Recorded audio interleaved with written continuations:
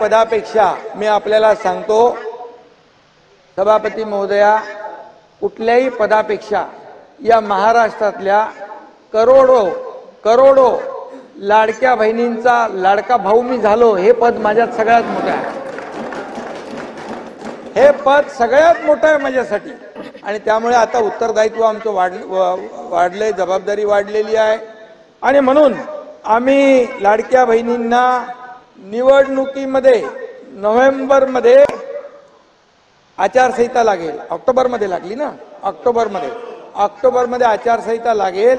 आणि पुन्हा विरोधी पक्ष, तुम्ही लोक बोलत नाही, तुमचं कोणावर वैयक्तिक घेऊ नका व्यक्तिशा, निवडणुकीच्या आचारसंहितेमध्ये ही योजना बंद करा म्हणून निवडणूक आयोगाकडे तक्रार करतील आणि त्याचा असा बबरा करतील की ही योजना बंद झाली. म्हणून आम्ही सभापती महोदय ऑक्टोबरमध्येच नोव्हेंबरचे पण पैसे देऊन टाकले. म्हणजे 5 इन्स्टॉलमेंट या लाडक्या बहिणींच्या खात्यात जमा झाले. आणि आताच्या पण पुरवणी मागण्यामध्ये डिसेंबरच्या साठी 1400 कोटी रुपयाची तरतूद केलेली आहे. त्यामुळे ही योजना बंद होणार नाही. माझ्या एकाही पात्र लाडक्या बहिणीच्या खात्यात जाणारे पैसे बंद होणार नाहीत, हा त्यांच्या लाडक्या भावाचा शब्द आहे ना, शब्द आहे. आणि म्हणून लाडकी बहीण या ठिकाणी लाडक्या बहिणींनी देखील सावत्र भावानं बरोबर ओळखलं आणि देणारे कोण, थापा मारणारे कोण हे ओळखलं. आणि या निवडणुकीमध्ये वन साइड त्यांनी महायुतीच्या पदरामध्ये मतांचा वर्षाव केला.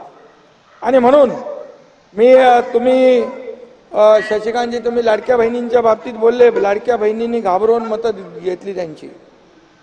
घाबरून मतदान कोण करत नाही. आतमध्ये जातो तेव्हा तो एकटाच असतो, त्याचाच अधिकार असतो. आम्ही लाडक्या बहिणींना प्रेमाने जिंकलेला आहे आणि प्रेमाने त्यांनी मतदान केलेलं आहे, ही वस्तुस्थिती आहे.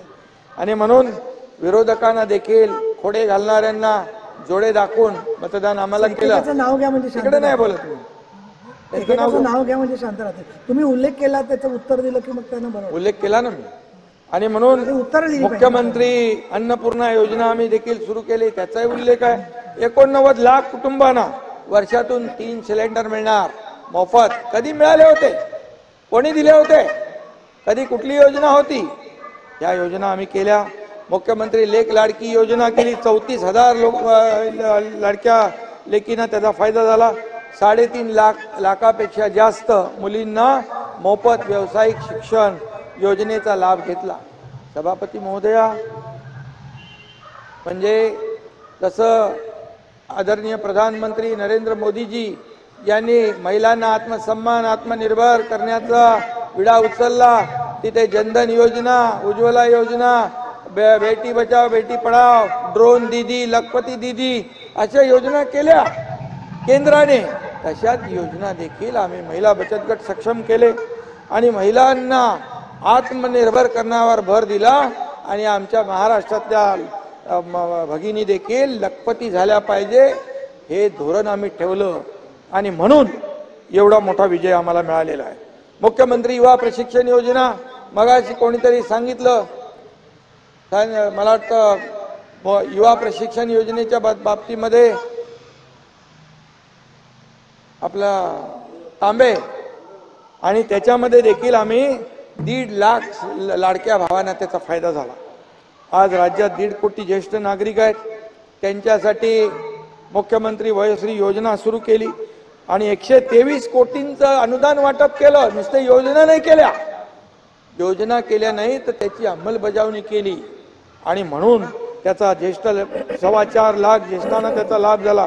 मुख्यमंत्री तीर्थदर्शन योजना, त्याची खिल्ली उडवली. बोले काय फक्त योजनांची वर्षाव चालू आहे, बाता मारतात. या ठिकाणी आतापर्यंत मला माहित नव्हतं, मला सांगितलं गेलं की कोल्हापूर मधून एक ट्रेन जाणार आहे अयोध्येला, तिथं VC वरून उद्घाटन करायचं इलेक्शन पूर्वी.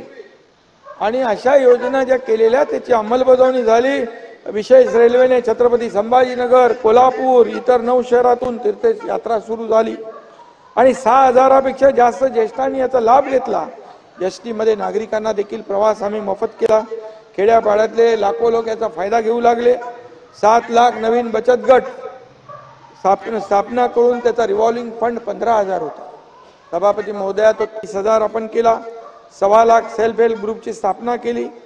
12,80,000 महिला त्याच्यामध्ये आहेत। या योजना ज्या केलेल्या आहेत, जे तुम्ही म्हणालात की काय केलं सरकारने, फक्त तोंडाला पानं पुसली, एवढ्या योजना आम्ही राज्यात 13,11,000 महिला लखपती दिदी झाल्यात। त्यांची संख्या 50 लाखावर न्यायची, हे टार्गेट आमचं, हे टार्गेट पुढचं आहे आणि म्हणून ते आम्ही नक्की अचीव करणार।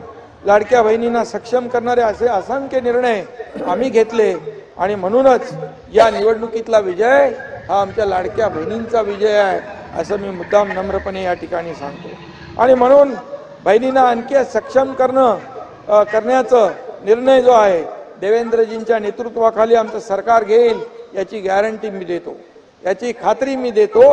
आणि म्हणून बहिणीप्रमाणे सरकार बळीराजाचं आहे।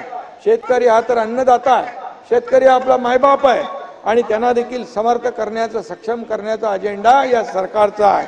गेली 2.5 वर्ष आम्ही शेतकऱ्यांच्या मागे पूर्णपणे ताकदीने उभे राहिलो। मुख्यमंत्री बळीराजा संजीवनी योजनेतून जवळपास 45 लाख शेतकऱ्यांना 7,781 कोटी रुपये माफ केले।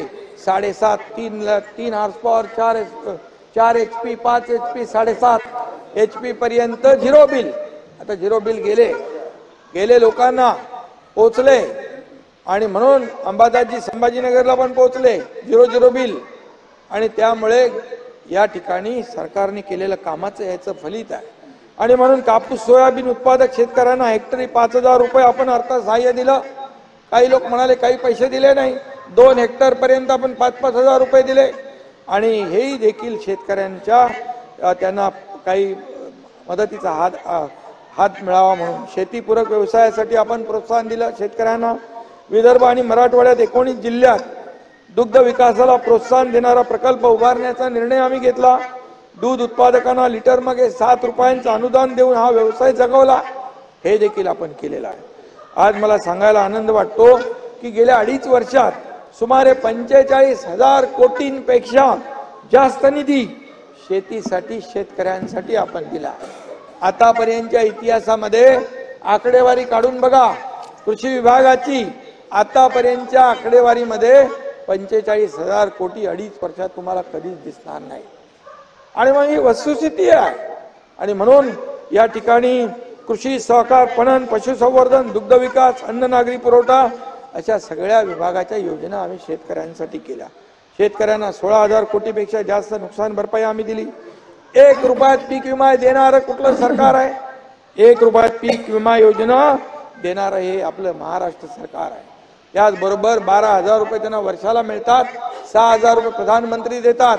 कुठल्या सरकारने 6,000 रुपये आपले टाकले? आपल्या सरकारने 6,000 रुपये आणखी टाकले, 12,000 रुपये त्यांना वर्षाला शेतकऱ्यांना मिळू लागले। आणि म्हणून याचबरोबर काजू, संत्री, हळद अशा उत्पादनांवर प्रक्रिया केंद्र आपण सुरू केली। विविध शेतमालांच्या मूल्य साखळ्या विकसित करून शेतकऱ्याला आम्ही मजबूत करतोय, शेतकऱ्याला सक्षम करतोय। शेतकऱ्याला वाऱ्यावर आम्ही सोडणार नाही। शेतकऱ्याला मागेल त्याला शेततळ, मागेल त्याला सोलर पंप, ही योजना आपण सुरू केलेली आहे। दिवसा वीज देण्याचा प्रयत्न देखील आपल्या सरकारचा आहे। आणि म्हणून शेतकऱ्याला कधी वाऱ्यावर सोडलं नाही, तोंडाला पानं पुसली नाहीत। बळीराजाच्या प्रगतीसाठी हे सरकार कटिबद्ध होतं आणि आताही पुढे पण कटिबद्ध राहील। आणि त्याचबरोबर जिथे आत्महत्याग्रस्त जिल्ह्यांमध्ये आत्महत्या होणं हे दुर्दैवी आहे, हे मनाला वेदना देणार आहे, दुःख देणार आहे। आणि म्हणून त्या जिल्ह्यामध्ये सिंचन क्षमता निर्माण करण्याचं काम आम्ही करतोय। वैनगंगा, नळगंगा, नारपार, गिरणा, दमनगंगा, वैतरणा, गोदावरी